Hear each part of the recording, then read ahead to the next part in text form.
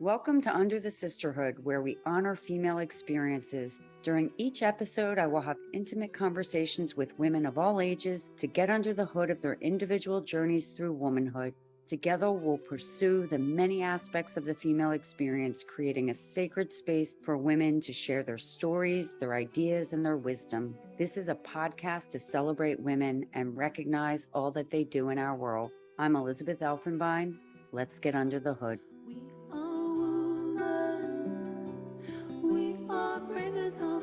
Today, I'd like to welcome and honor Jiaming Ju. Jiaming is a mother, daughter, sister, friend, longevity economist, and traditional Chinese medicine doctor in training, as well as the founder and CEO of Kun Health. Following a decade of a global career in economic policy with a focus on the aging population, Jiaming joined her family business in traditional Chinese medicine in 2020. She has since founded Kun Health in 2022, a startup that helps the 30-plus better their movement health using her family's cherished herbal medicine formula. I couldn't be more delighted to be getting under the hood with her today. Welcome, Jiaming. Hello. Thank you, Elizabeth, for having me. It's such a pleasure. I'm so excited to be getting under the hood with you and talking to you about this. You use the word cherish we use the word cherish in your introduction, but a subject that I think we as women should really cherish. So why don't we get going? Yeah, that's great. So the first question is an enormous question, and it's really interesting to hear what every woman is saying about it. What does being a woman mean to you, Jiaming?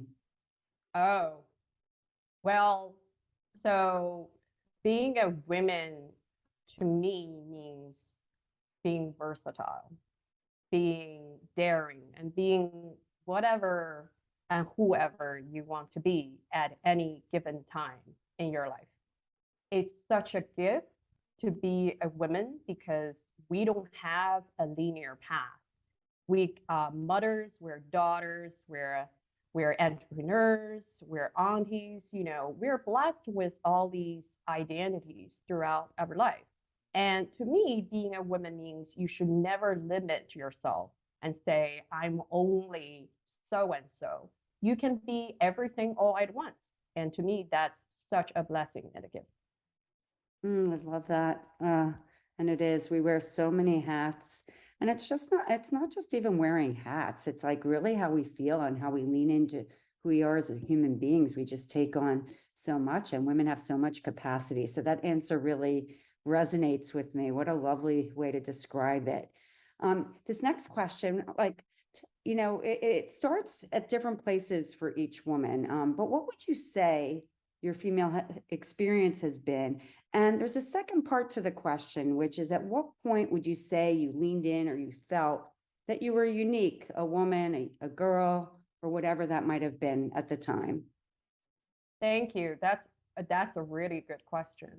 Growing up in China in the late 80s and then early 90s, you are told, I was blessed and I was loved by my parents. I've really been supported them throughout my whole life. But, society at large, even in the school system, you are told that you should behave in a certain way as a girl or as a woman. You should be feminine. You should be obedient.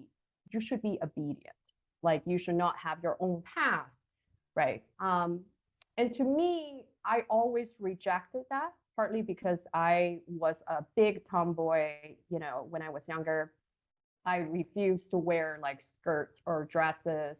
And I think, like any girl at a young age, I had that insecurity where I thought that, do I really fit in? Do people really like me? So I think identity to me at the time as a girl, I really spent a big chunk of my youth rejecting that until I found my own definition of being a girl. That's really when I moved to the UK for college. I was the only immigrant, basically non-white student studying the degree at the time. And I felt that I had a voice.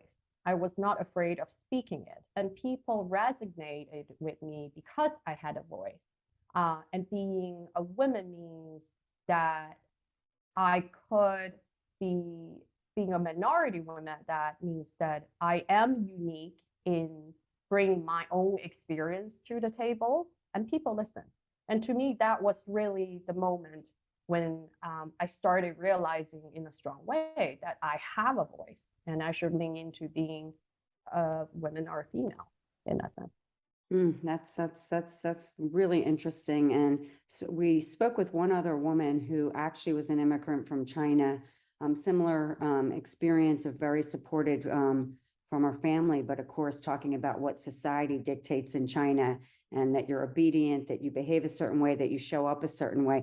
You made a comment that was intriguing to me, which was when you started to feel your feminine or your female identity. I'll be careful with the word feminine, your female identity. You said when you went off to college in the UK. Can you talk a little bit about how you defined that identity? Um, to me, I think in my early days, I found that identity a little bit puzzling, right? Different from men who seem to know, at least on the surface, what they bring to the table, right? Like um, women, we spend a long time learning things or getting told things and then spend most of our life unlearning them. It's a very complex process, and you're not defined for you're not defined by society, and you shouldn't be, but you don't necessarily have a role model in your, in somewhere for you to learn it from. Especially, I think, in East Asia where I grew up. So I learned, but I have very strong female examples in my house. Like my mother was the head of the geriatrics department. She showed me the way of how to be a strong woman, a competent woman. Her patients would just wait for her, like in the snow, every like to see her because she's so brilliant. And my grandmother, who went through I don't even know how many wars, and she was an accountant and she was a caregiver and she was my grandmother. Those women, in their own way, showed me the way. That's wow. I'm glad I asked that question. And that's really interesting. And I think it's interesting. I don't know how old you are, and I won't ask, but I could ask. But the reason why I'm even saying that, I'm sorry, I don't mean to be so funny, audience, but I'm a little funny. Because I think the reason why I'm saying that is like I'm in my late 50s. I've been saying that on air, which of course you don't want to say, but I think it's important to say because as you look at these various generations, what happens is, like my generation, who were my female role models? And one would think, to your point, it's fantastic because I'm guessing, you're in your 30s or what have you, or even early 40s to have such a strong mother, a grandmother, who are the type of women that you can look up to and really help sort of as a guiding light. I think of a lighthouse, if you will, because just the way and I don't even know if they're consciously role modeling, but the way they behave is something that you respect and admire. So it's something you want to emulate as not you, the universe, you, when you see people like that. So I think that's fantastic. This next question, I think, is an interesting one because it takes you back in time. If you were to go back, Jiaming, and talk to your 18-year-old self, here you are today. What would you want to say to Jiaming? What would your message be to yourself? Oh God, you ask all the fantastic questions, Elizabeth. This was a tough one. I would tell that girl, at the age of 18, I was accepted in the prestigious, it's called Philosophy, Politics, and Economics, PPE programs in the UK. But I was very anxious. I didn't go to international school. I did not learn how to write an essay in English at the time. I was so anxious when I got accepted in this prestigious college and prestigious program. I felt that I it like they made a mistake. I was deeply insecure and I felt that God, I don't have time to relax. I don't have time for fun. I need to spend every waking moment of my life to catch up. I would tell that girl to relax a little bit because life happens. You cannot see the end of the tunnel when you're 18.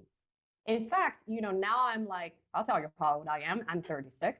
I will see, I won't say I want to even see the end of the tunnel. How fun, how boring life would be if we do that. But when you're 18, I think for me at the time, I so badly wanted to prove of myself, to prove to everybody who did not believe in me in school, when I was younger, that I I can do it, right? I think I spent a huge chunk of my youth just like proving it to who I'm not for sure. So I would tell that girl to relax, to enjoy life a little bit more, to go to whichever country you wanted to, not just because there is that internship opportunity, but to have fun. Yeah. I think there's so much pressure. Thank you. That's a wonderful thing to tell yourself. And hopefully you'll take those words of advice now because you're doing amazing things and it requires a lot raising a family as well. So women do amazing and many, many things. But back to the comment about, you're 18, you're anxious, you have all these things going on, but by the same time, you're so brave and courageous. So it would be great if you could relax, but maybe the fact that you weren't relaxed was the thing that kept you going and really, and I don't want to say tenuous, but if you don't speak the same language, meaning you're not writing essays the way and you have to learn a whole new way, that's a lot to take on. So you should be really proud of your 18-year-old self, but relaxing is good too. And I wish I could too. I think the other thing that stuck with me on that, Jiaming, was really the thing that we're always trying to prove to people. And I just wonder, women in general, I'll tell you that I wanted to prove it to everyone because I wasn't the student you were. I was not a good student. I went off to art school. I found myself. I did really, really well. And I did well in my career. That was always, and interestingly, at the age you're at, young kids wanted to continue to prove myself.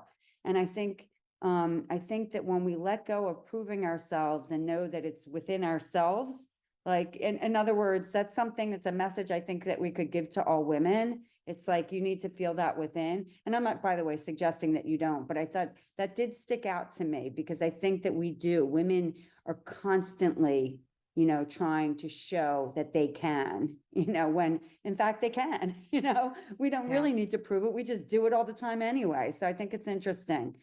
This next question I think is really, a good one. And I'm really curious to hear your answer because we're in a really interesting time in today's world. How do you feel about being a woman in today's world?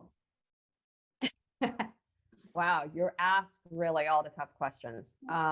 I think there are two things for me. One is how do I feel being a woman in today's world? And second is how do I feel being a mother in today's world? I think being a woman in today's world, there is a word in Chinese means wei ji, it means danger. But like everything in Chinese culture, there is a yin to it, there is a yang to it. Wei ji means it's danger, right? But at the same time, it means it's an opportunity. And I think as a woman in today's world, I actually find it thrilling that there are all these opportunities, not just only for women, but I think in particularly for women of color these days in particular, where as scary as it is that you are able to share the platform, you are able to create your own platform if nobody gives it to you, right? And that's thrilling and challenging and wonderful, despite, all whatever the craziness that is going around the world. As a mother, however, I am obviously anxious, right? The nature of a mother is to protect your kids. And I think, as much as I enjoy the fluidity of the multifaceted identity of being a woman, being a mother is a very dominant identity where your instinct is to protect, is to shield your kids from everything, but you can't. You really can't. I mean, I think most of us don't even know what is going to come. And that is a very scary feeling. But I try not to let that paralyze me. So I'm going to poke a little on this. So Yeah, no, I get it. I have 3 children. Mine are adult children, not young children. It is a really interesting time in terms of raising children today, particularly with, and I hate to say this, social media, the pervasiveness and the ability, the impact of what messages can do, user-generated content, what it can do to people at large is scary. So back to your comment about wanting to protect your child, even as a mom of older children, 29, 28 and 22, I know that they can be impacted by a certain message. And I'm like, you still have to teach there's moments. But I guess my question to you is separate of that, like where, like, today's world's tumultuous. What is it about it for you as both a mother and a woman? Because you spoke about it in general, but I'd like to know a little more specifically where your head's at with that.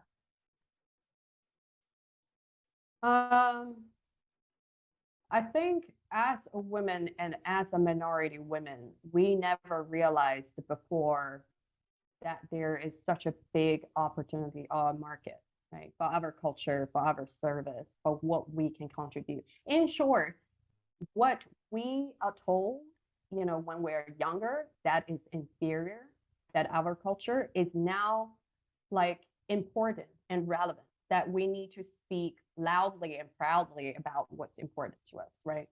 Words matter.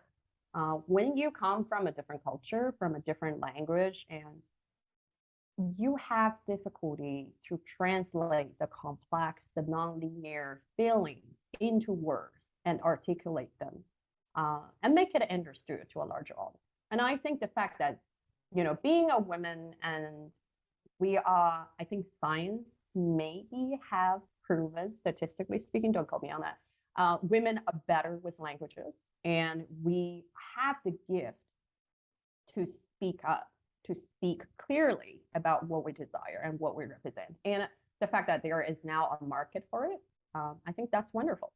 To me, that again is incredible, especially, Kun is a family business, Chinese medicine is in my blood. I grew up smelling it. And to represent this to a larger audience is fascinating, right? Being a mother, with all the wars going on, with all the injustice, with all the bullying around on social media. And our kids, I grew up in a country where I think the Eastern, well, I won't say all Eastern culture, the Chinese culture in the 1990s is very much about you should all be the same. You should all be conforming to the same regulations. God forbid if you were different, right, in any other way. I want my kids to be whatever they want to be. Like my kid has been telling me he's Ringo Starr because he's fascinated by Beatles. And that's fantastic. Be that. And I want to, yeah, I know. My kid has an encyclopedia knowledge of Beatles. It's really bizarre. And I encourage that. I want him to stay curious. I want him to be proud of what he is while finding out who he is at the same time. But I know that society, when you start going to schools, is not going to be so kind, right? And that's horrid. That's horrid. Yet, the only thing we can do as mothers, as parents, is to build the emotional resilience in our kids so they know what they are, so they hopefully will not be impacted as much by the outside. I don't know whether that answers your question. Actually, I think that's a really interesting, really good and substantial answer to that. And I think that you're right. I like the notion of helping build emotional resilience. It's so interesting. Like in some ways, I'm at a different stage. My kids are, I'm an empty nester, and hearing this, and they're maybe more aware of that language of emotional resilience, but I didn't necessarily raise them with all these sort of psychology terms. Yeah, I read the book Growth Mindset. Yeah, I was very into Carol Dweck and all the different things that helped understand my children. But I think it's really good. It's one thing to understand. That's about taking in. It's another thing to push out. And that emotional resilience isn't about taking in, it's about teaching. It's those teachable moments. So that's fantastic. It seems like you're really in touch with what matters. And if you could do anything to change the world for women, what would you want to change?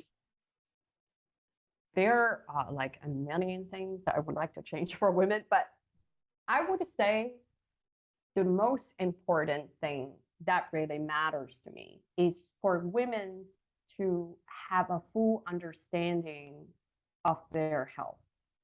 I think, unfortunately, women's health has, there are millions of reasons why we're so lagged behind in that. Chinese medicine has been studying women's bodies specifically for like 2,300 years.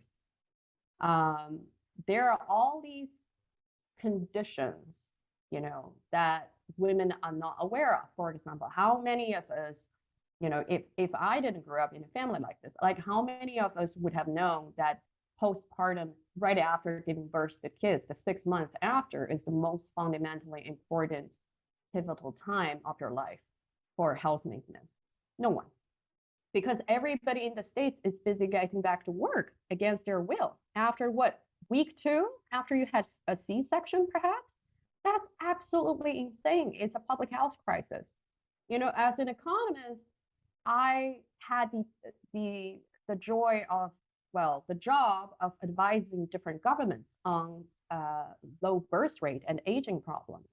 And I always say to people that maybe look at how the country treats women, honors women, celebrates women, because you cannot just expect women to reproduce as if it were innate to us, that we would just do it. The world is a crazy place. It's scary to be a mother. It's scary to be a dad. It is financially speaking, hugely expensive to put this on anyone, right? So I don't see that as two separate issues. I see that as really two sides of the same coin. Yeah. I think so women's health, but you made a comment that was interesting, which is when you went around talking to governments, you were dealing with low birth rate and you were looking at the aging population, and you said, but what if we looked at women? And Yeah. so celebrating. So talk a little more about that, because that's something that just stuck out, because that's the outlier there. You were actually an economist working on the other two issues, but at the core, if you're not addressing the systemic problem, which is, where things happen, where they begin, you can't fix it. So talk a little bit about that. I have, every single time I talk to governments or corporations, when we talk about the demographic change, everyone only focused on the above 50-year-old group and thinking, oh, that's what it is. I mean, let's be honest. We evolve as a human being from when we're babies until we're old. It's a process. It's the same person. You can't just put people in a box and say, now they turn 50, they're aliens. They're not in the society anymore. Not to mention economically speaking, how big the opportunity is for the above 50 years old, but I digress. Point being, if you look at aging as a process, aging is the same as growth to a certain extent, statistically speaking. Then if you respect mother, you celebrate mother, you let mother feel that they can be whatever they can be, well, the government and the employers chip in terms of helping rearing the children. Because let's be honest, if you want future children, I mean, more adults in your labor force, you cannot just say to parents, well, have kids, invest in this yourself, and then they will contribute to our economy. The government and the employers have a huge responsibility, and I would even argue economic gain, in helping us rear these children. And the fact that they have not chipped in, that women in America in particular are still fighting for a bare minimum for maternity leave when they were going through, when most of us go through the worst, health condition of our lifetime after giving birth, it does not make economic sense to me. You want people to be happy. It's not just transactional. It's not a transactional thing to say how much I give you at a given time so you will pop out children. It's an emotional choice. For women in particular, they take a huge personal sacrifice to it. They sacrifice their career, they sacrifice their energy, they sacrifice their health quality. And so to me, it's the same thing. If you want to respect seniors, you want to say that I want everyone to be healthy, and if you choose to stay in the workforce, be that, um, and don't complain and say, I will only treat aging population as a separate thing while not looking at how women are being treated when they're in their reproductive age. Yeah, I think that's a fantastic point. I think, just on the other side, yes, back to your comment, you started to talk about a little bit, it's good for the economy. I mean, it certainly is good for the economy, and the opportunities are plentiful because there's so many unmet needs for women, so many unmet needs. So, so that's a great answer. This question's going to sort of take you on a little bit of a turn. We're going to go down a different road. Do you feel part of a sisterhood, Jiaming? Oh, wow. I do. Well, I do, but I think COVID makes it difficult. I have been very, very fortunate, especially since I went to college in this very old medieval town in England, that I found my soul sisters in two of my best friends, in college, and I'm still in touch with them. And I have made friends through work, through traveling around the world. I have had the fortune of working and living in like 4 continents in the past 10 years. So they might not be physically here with me. I have my sisters are in Singapore, they're in England, but we talk often. Whenever we catch up often, I don't necessarily feel that I'm that far away from them. And I feel that having a sisterhood is so crucial. It's so crucial. That's why I feel like what you're doing, Elizabeth, is so special and so valuable. I think every single woman should know about it. Every single woman at all different ages can learn something from Enter the Sisterhood podcast. And I attended a special dinner by the Fairway organized by Erin Gallinger, who is a superwoman, and she brought all these incredible women together. And everyone felt so seen. And it's an incredible feeling being supported by your fellow sisters. They always have your back, and that's a great feeling. Yeah, it's interesting because as you're talking about it, I was gonna ask the question, how would you define sisterhood? But I love the fact that you've have these soul sisters you met in college that you've taken everywhere with you, meaning in your heart. You have your sisters who are all over, and you might not be in the same place, but you feel it. And I think that's the thing about sisterhood. It's something you feel. And Erin does an amazing job with her Fairway dinners. Her organization's Ella Everybody, and her website's Ella for All. And so I think it's worth taking a look at. I think the greatest thing about that, she does it on a business level. She brings the intergenerational and different levels of business together for these really intimate dinners. I think what we're doing is bringing, and we're bringing intergenerations. So it's 18 years up to 100. We're bringing all kinds of women, not just onto the podcast. We're doing sister circles. We're having our first sister circle in Pakistan this Saturday, and we're bringing one of our podcast guests, Mohira, wanted to get involved, and we talked about what she could do. So anyway, the long story short, sisterhood is so essential. And she said that just speaking up and being seen and heard on this platform made her feel and made her friends want something more. And so I'm really excited about that. There will be 10 or so women. We're curating it, and we're able to curate it for anyone who wants it. We have a facilitator, but I think importantly, it's we are trying to create a space for women to be seen, heard, and celebrated. That is our sole purpose. And we're trying to find different mediums. So the one medium is the podcast, our resources where you can put yourself out, kind of like the Craigslist. And then, of course, the vlog, and then the sister circles. But thank you for that. I think you're very fortunate. I think we're all very fortunate. You're right. Sisters have your back. And it's about getting more women in at all ages to feel like they're part of something almost greater than yourself. Because when you see, back to your earlier comments about your mother and grandmother being such amazing role models, when you see women like yourself, Jiaming, I mean, you're an amazing role model, and you're young in terms of all the things you've accomplished, traveling the world as longevity economist, you know, now as the CEO and founder of June Health, and what you're doing for all people around movement, but of course 30 plus. Yes, I guess I'm in that category, what I would give to be 30 again, but okay. Anyway, but it's great. It's doing great things. So the next question, I have two more questions. I think this one is really builds nicely, not just onto the sisterhood, but onto everything you were saying about the things you're doing. What would you say your superpower or superpowers are? Oh, well, that's tough. I think my superpower is to be able to strike a conversation with anyone. And my curiosity, I think that's really, let's put curiosity there. I am deeply curious of people. I'm especially deeply curious of people who have a lifetime of experience. It's like, I don't understand when people don't talk to their grandparents. I'm like, you know, instead of watching Downton Abbey, why don't you just talk to your grandmothers in England about how it is going through that period themselves?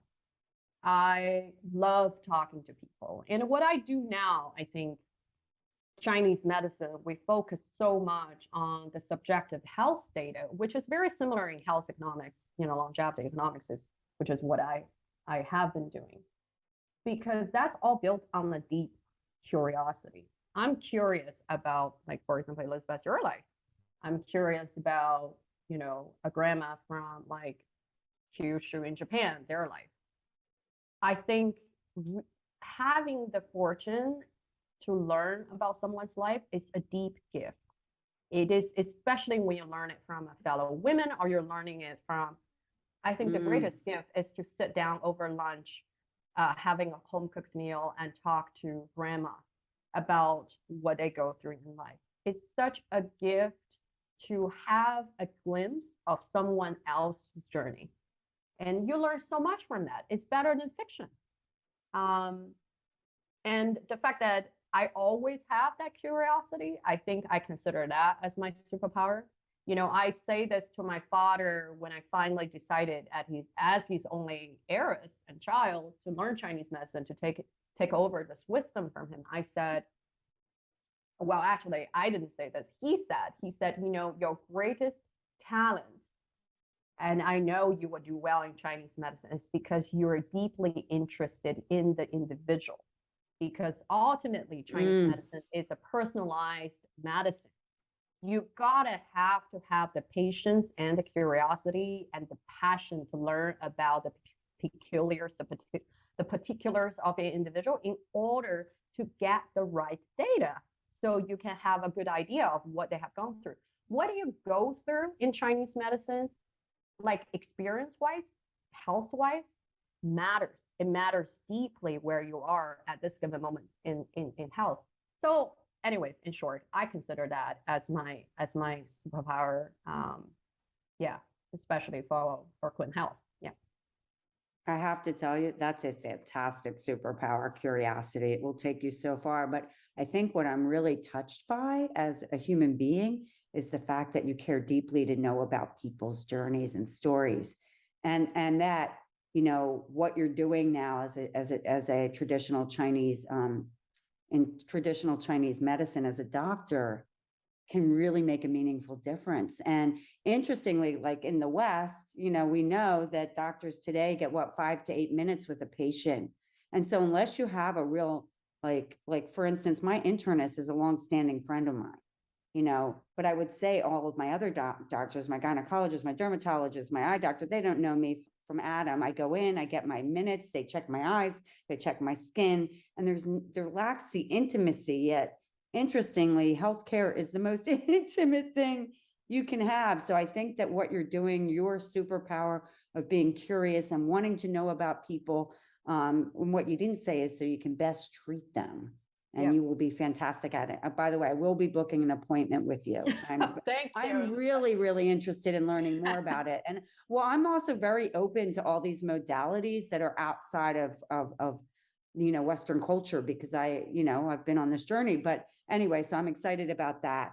And I'll leave with one more thing about curiosity. It's such an expansive idea, because there's no perfect answer to it. It just keeps going. It's like, it's infinite, being curious. So that's a fantastic superpower. So the last question, I think, is, I love this question. I've yet to do mine, so I love asking it of other people. This is a platform for you to give a message to women of all ages, of all backgrounds, LGBTQ, trans, whatever it may be, and of course, of all cultures. What does Jiaming want to say to women out there? Oh God.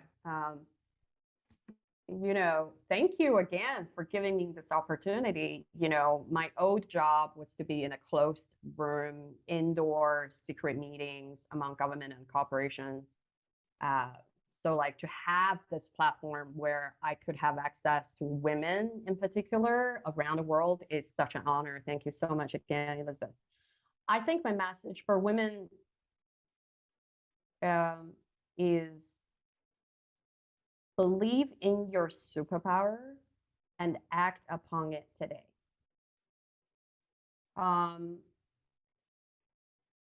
Every one of us has a superpower, no matter.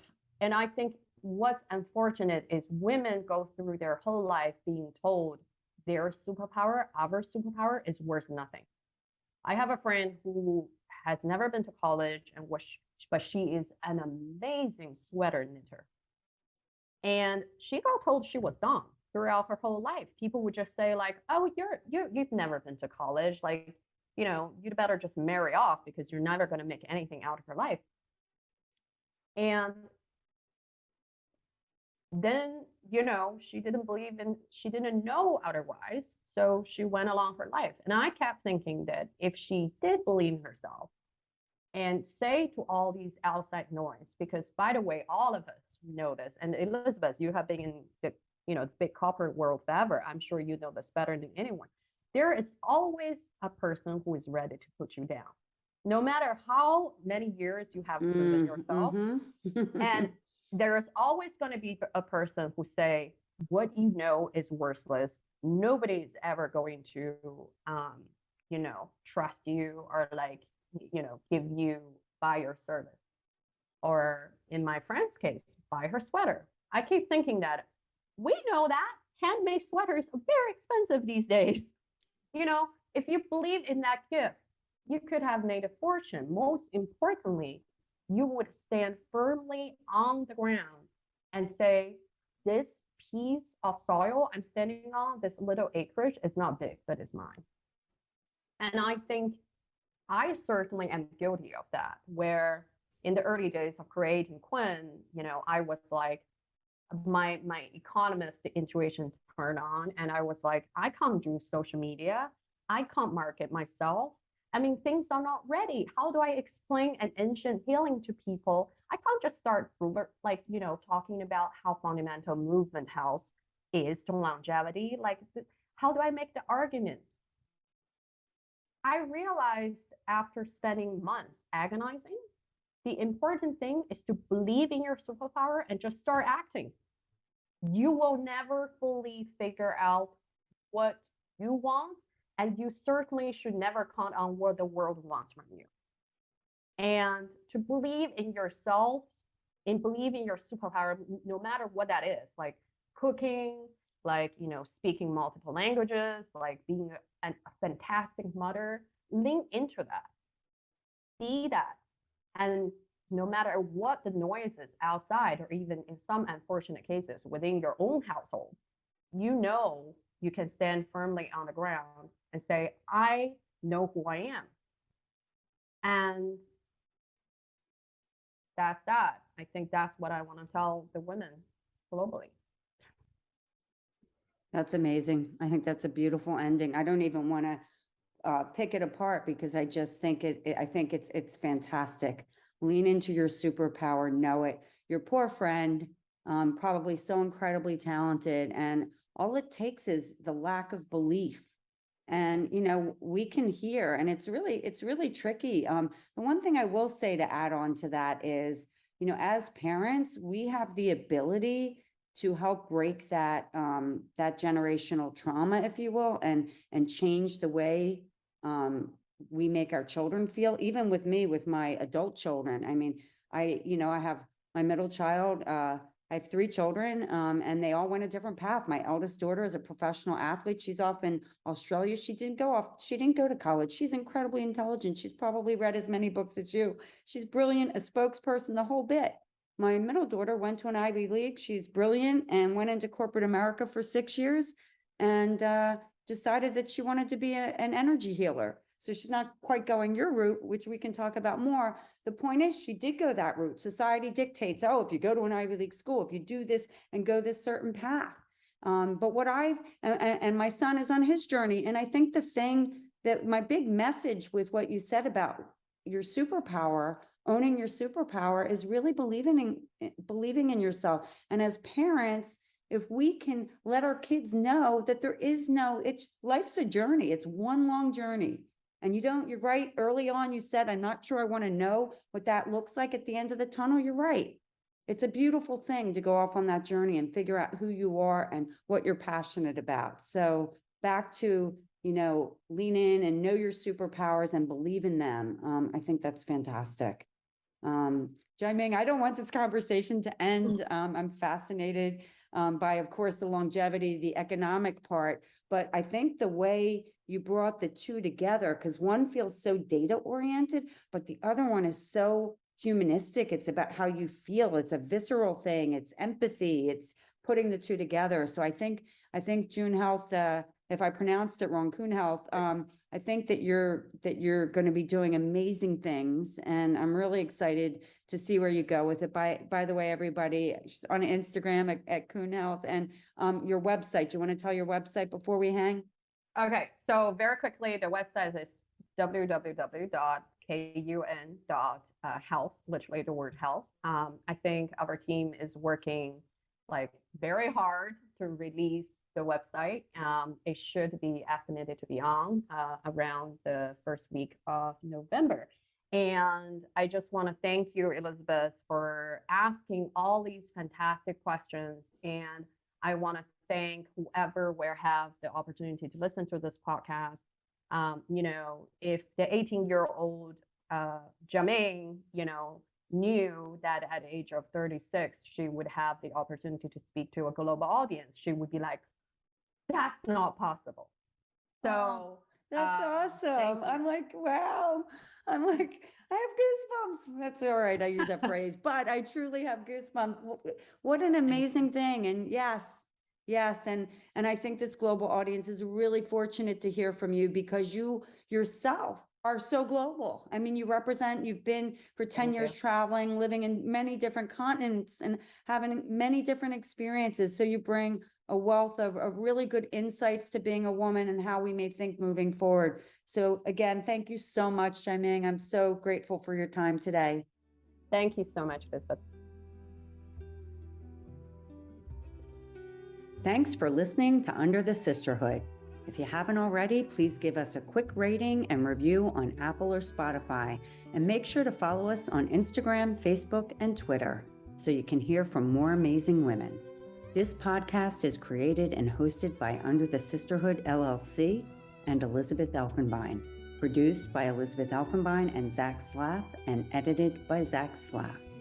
The music is by Ayla Schaefer, her song, Rose.